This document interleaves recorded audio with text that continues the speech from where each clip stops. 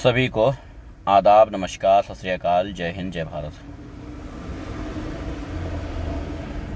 सबसे पहले तो कानपुर में जो 8 पुलिस कर्मियों को मौत के घाट उतार दिया गया है, उनको श्रद्धांजलि देता हूँ। दुख है मुझे इस बात का कि उनका बेरहमी से कत्ल कर दिया गया।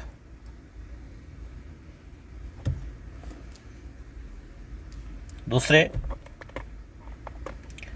सिर्फ और सिर्फ हिंदू समाज से बात करने आया हूं मैं। सिर्फ और सिर्फ हिंदू समाज से बात करने आया हूं। चूंकि प्रणाम जोगिंद्र भाई, कैसे हैं? चूंकि जब हम अपनी कमियों को छुपाने के लिए दूसरों पर हमलावर हुए हैं, हमेशा हमने अपना ही नुकसान किया है। वो कोई भी हो, चाहे देश, चाहे कोई धर्म, चाहे कोई मजहब। वालेकुम सलाम भाई। जी भाई, मैं ठीक हूं। 8 पुलिस कर्मियों को जान से मार दिया गया। ये बात किसी से छुपी नहीं है, कानपुर की है। मारने वाले दुबे जी हैं। मरने वालों का नाम या धर्म मुझे बताने की जरूरत नहीं है, क्योंकि मरने वालों का नहीं कोई धर्म है और ना ही कोई ऐसा माना जाता है। हालांकि है, ये सच है कि है। किसी चीज को किसी के सम्मान में ना कहना वो अलग बात है कि किसी के सम्मान में ना कहा जाए, लेकिन हक और सच ये है कि उनका भी धर्म है, उनका भी अपना एक धर्म है, उनका भी अपना एक मजहब है। बेशक तो ये ना कहें कि नहीं है। जी भाई, मैं ठीक हूं। मैं जानना ये चाहता हूं, एक शाहरुख नाम का लड़का जिसका सपना आर्मी ज्वाइन करना था, उसे अदालत ने यह कह के जमानत खारिज कर दिया कि बहुत हीरो बनने का शौक था, अब बनो हीरो। मैं उस जज से कहना चाहता हूं, जिस जज ने ऐसा कमेंट्स किया है कि बहुत हीरो बनने का शौक था, अब बनो हीरो। मैं उस जज से कहना चाहता हूं कि नहीं, इस देश में हीरो बनने का ख्वाब सिर्फ और सिर्फ हिंदू देख सकते हैं। इस देश में हीरो बनने का, वो भी कौन सा हीरो, क्रिमिनल, सिर्फ हिंदू देख सकते हैं। ये हमारे लिए सौभाग्य की बात है कि हम हीरो बनने का सपना नहीं देख सकते हैं। कौन सा हीरो? क्रिमिनल। ये हमारे लिए सौभाग्य की बात है। भारत के कानून में मुसलमानों को खास करके स्पेशली समझा दिया गया है, बता दिया गया है, तुम क्राइम करने का सोचना मत, वरना बहुत बुरा होगा। और हिंदुओं से यह वालेकुम सलाम रहीम भाई, हिंदुओं से यह कह रखा गया है, जो मर्जी आए वो करो, जो दिल आए वो करो, तुम्हें कोई नहीं रोकेगा। सीधे तौर पे 8 पुलिस वालों को मार देने वाला दुबे, आज उसके ऊपर 60 से ज्यादा केस पहले से दर्ज हैं। 60 से ज्यादा केस पहले से दर्ज हैं। मैं जानना चाहता हूं, वो स्टेटमेंट उत्तर प्रदेश के सभी मुजरिम या तो ठोके जा चुके हैं और या फिर उन्होंने उत्तर प्रदेश की सीमा को छोड़ दिया है। यह मेरा नहीं, उत्तर प्रदेश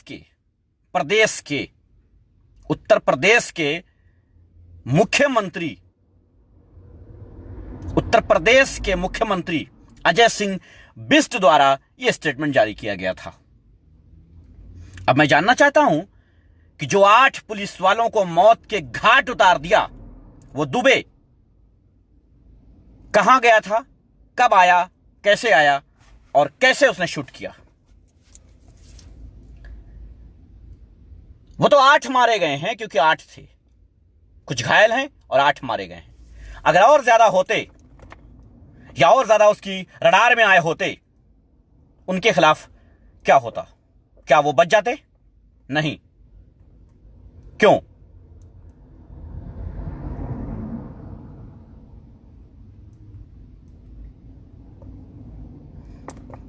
मारने वाला एक ऐसा अपराधी था जिसको छूट दी जाती है कि साहब तुम कुछ भी कर सकते हो, तुम कुछ भी कर सकते हो। एक शाहरुख को इसलिए जमानत नहीं दी जाती जबकि उसने सिर्फ लहराया था हथियार, एक पिस्टल, जो उत्तर प्रदेश में आम बात है या भारत में आम बात है, लहराया था, उसको आतंकवादी घोषित कर दिया गया। ताहिर हुसैन, जिसकी वीडियो मौजूद है कि पुलिस वालों से अपने आप को बचाने के लिए कह रहा है कि हमारे घर में लोग घुस रहे हैं, आग लगाने की कोशिश कर रहे हैं, हमें बर्बाद करने की, मारने की कोशिश कर रहे हैं, हमें बचाया जाए। पहले पुलिस का स्टेटमेंट आता है कि ताहिर हुसैन को रेस्क्यू करके निकाला गया था, फिर स्टेटमेंट बदल जाता है और उसे मास्टरमाइंड और आतंकवादी घोषित कर दिया जाता है, क्योंकि उसके नाम के आगे ताहिर हुसैन था, यानी वो एक मुसलमान था। शाहरुख एक मुसलमान था। उत्तर प्रदेश में एनआरसी की मुखालफत करने वाले सिर्फ एक स्टेटमेंट जिन्होंने दिया था कि हम एनआरसी के सपोर्ट में नहीं हैं और एनआरसी देश को तोड़ने का काम करेगी, हम इसके सपोर्ट में बिल्कुल नहीं हैं, सिर्फ इतना स्टेटमेंट देने वाले मुसलमानों के घर की और दुकानों की कुर्की हो रही है।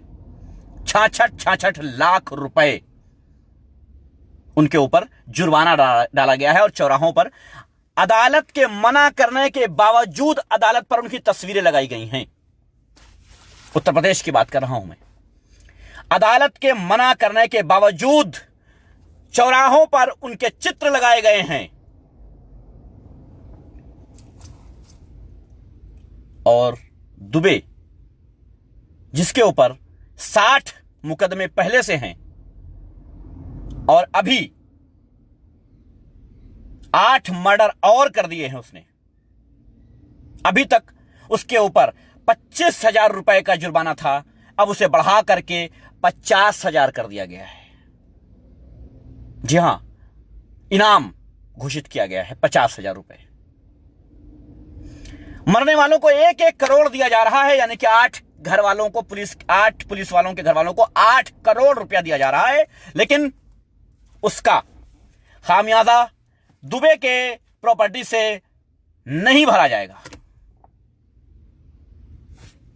आपको जानकर आश्चर्य होगा, नहीं होगा आश्चर्य, आई थिंक आश्चर्य नहीं होगा। 60 मुकदमे पहले से हैं, 8 मर्डर अभी कल किए हैं उसने एक साथ, पुलिस वालों के, सीओ, इंस्पेक्टर, सिपाही, होमगार्ड सब शामिल है उसमें। लेकिन अभी तक उसको सिर्फ एक बदमाश कहा गया है, वो बदमाश था, है बदमाश। जब तक उसका कनेक्शन किसी राजनीतिक पार्टी से नहीं मिल जाता है, तब तक के लिए वो बदमाश रहेगा और टेलीविजन पर नहीं आएगा। लेकिन जिस दिन किसी भी राजनीतिक पार्टी से उसका कनेक्शन मिल जाएगा, उस दिन वो आतंकवादी घोषित किया जा सकता है, क्योंकि किसी राजनीतिक पार्टी को फंसाना होगा। इसलिए आखिर क्या है, अगर खान, हुसैन, मोहम्मद तुम्हारे नाम के आगे जुड़ा है और तुमने सरकार के किसी ऑर्डर को मानने से इनकार कर दिया है, तो तुम आतंकवादी हो। हां, आतंकवादी हो, क्योंकि तुमने सरकार के हुक्म को, सरकार के फरमान को मानने से मना कर दिया है, इसलिए तुम आतंकवादी हो। लेकिन अगर तुमने सरकारी 8, 10, 50, 60 लोगों को मार दिया है, भारत के 60 लोगों को मार दिया है, जिसमें से 8-10 पुलिस के लोग होंगे, सरकार के लोग होंगे, तब भी तुम एक सिर्फ नॉर्मल बदमाश होगे और 50,000 रुपए का इनाम तुम पर रखा जाएगा। मैं सभी उन हिंदुओं से कहना चाहता हूं, शर्म करो यार, शर्म करो, तुम्हारी वैल्यू नहीं है यार। तुम 50 मर्डर कर लो, लेकिन कुछ भी नहीं होगा, सिर्फ 50,000 रुपए इनाम घोषित किया जाएगा।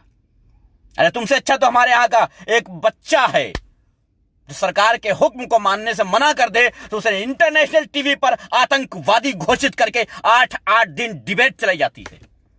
शर्म करो यार, शर्म करो। 8 दिन डिबेट चलाई जाती है अगर एक बच्चा विरोध कर दे तो। लेकिन अगर तुम 50-60 मर्डर भी कर दोगे, सिर्फ 50,000 रुपए के इनाम घोषित किया जाएगा और कुछ नहीं। मैं तो इस इंतजार में हूं कि मीडिया यह कब बताएगी कि वहां पर दुबे जी, माननीय दुबे जी मौजूद नहीं थे और उनका कोई शूटर जो मुसलमान था उसने यह हमला किया है। कह सकते हैं वहां माननीय दुबे जी मौजूद नहीं थे, उनका कोई मुसलमान शूटर था जिसने इस काम को अंजाम दिया। नमस्कार भाई, मान सकते हैं इस बात को।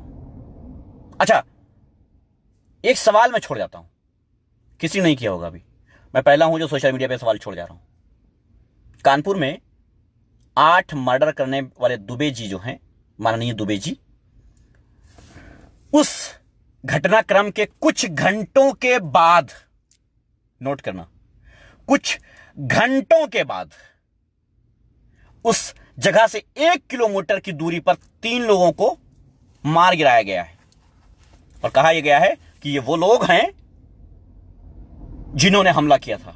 सवाल खड़ा कर देता हूं मैं सबसे पहले भारत में सबसे पहले मैं ये सवाल खड़ा कर रहा हूं, नोट कर लेना। कुछ घंटे, मैं 1 घंटा मान लेता हूं, कुछ घंटे हैं लेकिन मैं 1 घंटा मान लेता हूं। क्या 1 घंटे में वो अपराधी 8 मर्डर करने के बाद, 8 पुलिस वालों को मारने के बाद सिर्फ घर से 1 किलोमीटर दूरी पर पार्टी मना रहे थे जो आपने मार गिराया 3 को? नहीं, जोक चल रहा है यहां पे, मजाक है। 1 किलोमीटर की दूरी पर है? कुछ तो गड़बड़ है। कौन मारे गए हैं? नाम नहीं बताया गया है, चेहरा नहीं बताया गया है, हिस्ट्री नहीं बताई गई, 3 को ढेर कर दिया है ये बताया गया है। मैं जानना चाहता हूं यूपी गवर्नमेंट से, मैं जानना चाहता हूं यूपी पुलिस से कि वो 3 कौन है, उनके नाम दिखाए जाएं, उनके चेहरे दिखाए जाएं, उनका बायोडाटा दिखाया जाए। क्रिमिनल हैं या गली चलते किसी मासूम को गोली मार करके और यह कहा गया कि मुठभेड़ में मारे गए? मैं ये जानना चाहता हूं। मुझे पता है ये सवाल बहुत बड़ा है, मुझे मालूम है कि इस सवाल पे कुछ भी हो सकता है, लेकिन हक है, सच है तो कहना जरूरी है। आखिर वो 3 कौन से लोग हैं जिनका नाम नहीं बताया गया है, सिर्फ यह बताया गया है कि 1 किलोमीटर की दूरी पे कुछ घंटों के बाद, मैं 1 घंटा रख रहा हूं, कुछ घंटों के बाद आखिर कैसे मुमकिन है कि 8 पुलिस वालों को मारने वाले आतंकवादी सिर्फ 1 किलोमीटर की दूरी पर कुछ घंटों के बाद मार गिराए जाते हैं? मैं इस बात को एक्सेप्ट नहीं करूंगा। अगर आप एक थप्पड़ मार देते हैं किसी को और वो एफआईआर कर देता है तो आप कई किलोमीटर भाग जाते हैं। 1 किलोमीटर भाग करके रुकते नहीं हैं, इंतजार नहीं करते हैं पुलिस का कि आवे हमको पकड़ ले, कई किलोमीटर भाग जाते हैं। लेकिन सिर्फ 1 ही किलोमीटर पर आखिर वो क्या कर रहे थे? वो थे भी या नहीं? कैसे पॉसिबल है कि वो कई घंटों में सिर्फ 1 किलोमीटर चल पाए? क्या वो पैदल थे? अगर पैदल चला जाए तो 1 घंटे में 5 से 6 किलोमीटर चला जा सकता है। 1 घंटे में 5 से 6 किलोमीटर। ये मैं वो बता रहा हूं जो मैं खुद चलता हूं डेली।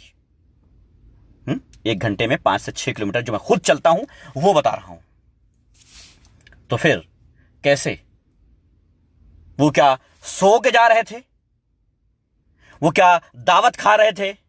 क्या कर रहे थे जो सिर्फ 1 किलोमीटर पर कुछ घंटों के बाद मार गिराए गए? दुबे जी कहां हैं? उन पर सिर्फ 50,000 रुपए का जुर्माना क्यों रखा गया है? उन्हें इतनी छूट क्यों दी गई है? उनके पास AK-47 कहां से आई? उनके पास AK-47 कहां से आई? जैसे कि अगर एक मुसलमान के पास 315 निकल आवे तो पूछा जाता है कि आखिर ये हथियार कहां से आए। मैं जानना चाहता हूं AK-47 कहां से आई?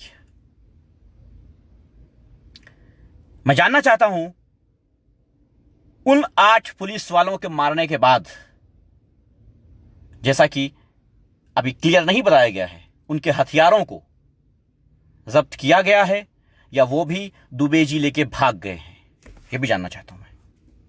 कहीं ऐसा तो नहीं कि वो हथियार भी दुबे जी के हाथ लग गए होंगे? कहीं ऐसा तो नहीं कि वो हथियार भी दुबे जी ले गए?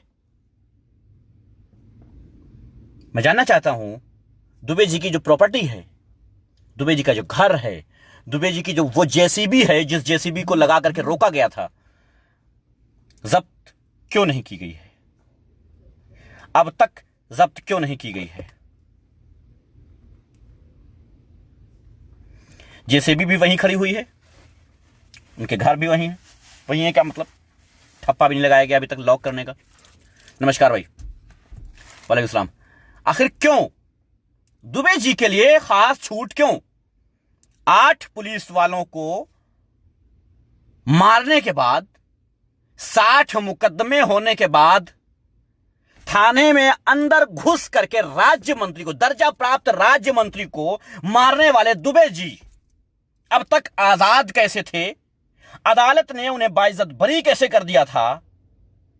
भाई 2 चीजें हैं, या तो मीडिया यह ना कहे कि दर्जा प्राप्त राज्य मंत्री को थाने में घुस करके दुबे जी ने मार दिया था, यह तो यह ना कहे, और या फिर यह ना कहे कि उन्हें छोड़ दिया गया था। मीडिया यह कहती है, खुद मेरी जबानी नहीं है, मीडिया की जबानी। एक तरफ यह भी कह रही है कि दुबे जी घुसे थाने में, दर्जा प्राप्त राज्य मंत्री को गोलियों से भून डाला, और फिर यह भी कहती है कि उन्हें सबूतों के अभाव की वजह से बाइज्जत बरी कर दिया गया। मैं जानना चाहता हूं, अगर थाने के अंदर घुस करके राज्य मंत्री, दर्जा प्राप्त राज्य मंत्री को मार दिया था, तो फिर वो छूटे कैसे? और अगर वो छूटे थे तो ये आप कह कैसे रहे हैं कि उन्होंने मार दिया था? भाई या तो ये मान लो कि उन्होंने नहीं मारा था इसलिए छूट गए, और या तो ये मान लो कि उन्होंने मारा था और सबूतों के अभाव से नहीं, सबूतों के खिलवाड़ से छूट गए। नमस्कार भाई, ये मान लो। नहीं, दोनों चीजें कैसे? एक तो ये चीज कि साहब थाने में घुस के मार दिया राज्य मंत्री को, और दूसरी तरफ यह भी कि साहब छोड़ दिया। एक तरफ यह भी कि 8 पुलिस वालों को मार दिया और 60 मुकदमे पहले से थे, अब तो 68 हो गए। 60 नहीं, 68 हो गए। ये एक मुकदमा लिखा जाएगा या 8 मुकदमे लिखे जाएंगे? 8 मर्डर का एक मुकदमा होगा या 8 मर्डर के 8 मुकदमे होंगे, जैसा देख लो। अच्छा, एक मुकदमा और था जिसके चक्कर में दबिश देने पुलिस गई थी, हैं? मतलब 59 मुकदमे उसके खिलाफ मौजूदा हालत में हैं, और रुपया सिर्फ 50,000 इनाम घोषित किया गया उसके ऊपर। सिर्फ 50,000। 8 करोड़ रुपया दिया गया है उन पुलिस वालों के घर वालों को। 8 करोड़ रुपया, यानी 1-1 करोड़ रुपए एक पुलिस वाले के परिवार को दिया जाएगा। ये नुकसान, ये भरपाई कहां से की जाएगी? ये भरपाई कहां से की जाएगी? एनआरसी के खिलाफ हूं यह कहने में 66 लाख रुपए की एक आदमी की कुर्की हुई। एक आदमी की 66 लाख रुपए की। उसका सिर्फ एक स्टेटमेंट है, ना कोई उसका कहीं क्या कहते हैं जुलूस है, ना ही कोई बहुत बड़ा प्रोग्राम है, कुछ भी नहीं। सिर्फ उसके आगे किसी ने माइक लगा के पूछा कि आपके एनआरसी के बारे में क्या ख्याल है, तो उसने कहा कि नहीं, बिल्कुल गलत है और ये मैं नहीं एक्सेप्ट करता हूं, मैं ये नहीं मानता हूं, ये सरकार का सीधे सीधे जो है एक तानाशाही है। इतना कहने पे 66 लाख रुपए की कुर्की, क्योंकि वो मुसलमान था, 66 लाख रुपए की कुर्की उसके खिलाफ की गई है। और ये कहा गया है कि नुकसान की भरपाई है, सरकारी संपत्ति की नुकसान की भरपाई है। अब मैं ये जानना चाहता हूं, ये 8 करोड़ रुपया और ये 8 जाने, ये सरकारी संपत्ति है कि नहीं है? हां, डॉक्टर कफील, देख लीजिए, डॉक्टर कफील, ठीक है, डॉक्टर कफील जो गोरखपुर में बच्चों की मौतों को बच्चों की मौतों की असलियत बता दिया था उसने, इसलिए उसको जो है तब से उससे बदला लिया जा रहा है। यानी आज के दौर में भारत में सबसे कठिन कार्य यह है कि आप मुसलमान हैं, बस सबसे कठिन कार्य है। मुझे यह कहते हुए बड़ा अफसोस हो रहा है, जो हमारे हजारों हिंदू भाई हैं जो सुनते हैं, उन्हें भी बात की तकलीफ होती है। वो मुखालफत करते हैं इस बात की, बेशक वो मुखालफत करते हैं, वो कहते हैं जो चल रहा है बहुत गलत चल रहा है। लेकिन मैं ये कहना चाहता हूं उन हिंदुओं से जो इस बात को एक्सेप्ट नहीं करते हैं, मैं उन हिंदुओं को बताना चाहता हूं, लक्ष्मण जी दान कह रहे हैं कि के चावे है बकवास। हाँ, ये बकवास है। 8 पुलिसकर्मियों को मार दिया है, ये बकवास है। सिर्फ 50,000 रुपए इनाम रखे गए हैं, ये बकवास है। ठीक है, मान लेते हैं भाई, तुम्हारी बात मान लेते हैं। खैर, मैं उन हिंदुओं से कहना चाहता हूं जो हिंदू ये समझते हैं कि आज के दौर में वो बादशाह बन गए हैं, मैं उनसे कहना चाहता हूं, एक हिंदू ने 8 हिंदुओं को मारा है, समझ रहे हो? नहीं भाई, मैं एसी चलाता हूं तो फिर लोग कहते हैं, शिकायत करते हैं कि आपकी एसी की आवाज़ आती है, फिर दिक्कत हो जाती है। मैं एयरफोन भी लगाता हूं तब भी लोग कहते हैं कि एसी की आवाज़ ज़्यादा आ रही है और जो है हवा की, और सही आवाज़ नहीं मिल पा रही, इसलिए एसी नहीं चलाता हूं भाई। ठीक है, शुक्रिया। इसलिए समझ रहे हो, मतलब कमाल का कारनामा है साहब उत्तर प्रदेश में। 8 पुलिसकर्मियों को एक हिंदू ने मारा।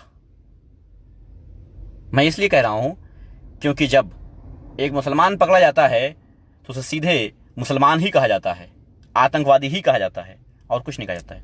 मैं कुछ पोस्ट पढ़ना चाहता हूं और मैं जानना चाहता हूं कि कौन कौन से लोग हैं जो इससे सहमत हैं। रीता पांडे लिखती हैं, पूरे उत्तर प्रदेश के प्रशासन को अकेले हिला देने वाला ब्राह्मण शेर विकास दुबे का अभिनंदन है। मेरी ओर से दुनिया कुछ भी समझे।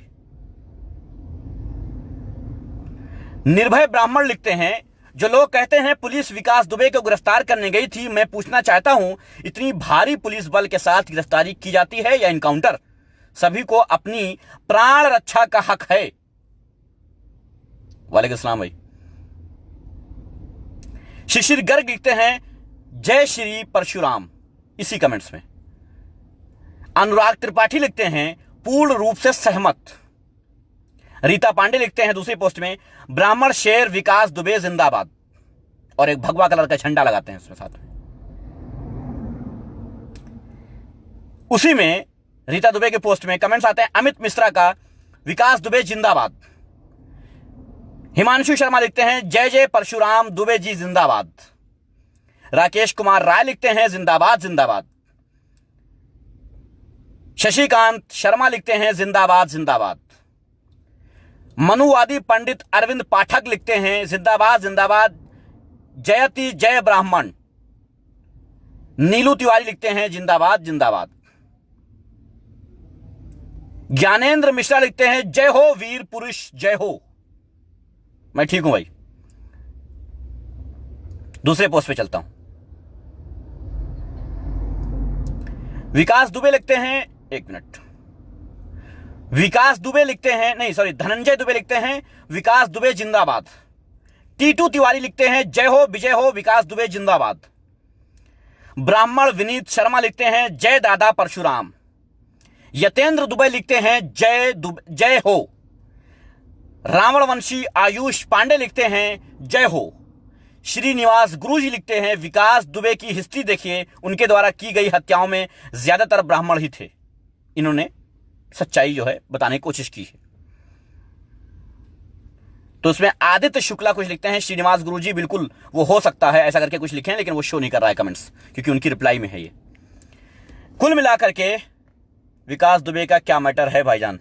विकास दुबे का सीधा मैटर यह है कि वो एक भटका हुआ नौजवान है और वो जो है भटक गया है और कुछ नहीं। वो अपने प्राण की रक्षा करने के लिए उसने जो कदम उठाए हैं वो मान सकते हैं भाई, अपने प्राण की रक्षा। जैसे अभी बताया है यहां पर बहुत सारे ब्राह्मणों ने कि वो प्राण की रक्षा कर रहे थे और ये कर सकते हैं, तो वही है।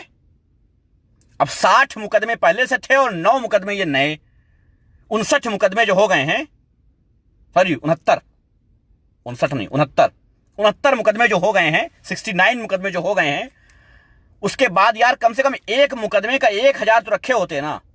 सिर्फ 50,000 रुपए इनाम रखा गया है बदमाश पर, बदमाश पर। शाबाश, वेल डन। ये है हमारा भारत। हमारे यहां धर्म के नाम पर सारे कृत्य किए जा रहे हैं। हमारे यहां सिर्फ और सिर्फ धर्म के नाम पर ही सब कुछ हो रहा है। वो पुलिस वालों को क्यों मारा? क्योंकि पुलिस वाले उसे गिरफ्तार करने गए थे भाई, इसलिए।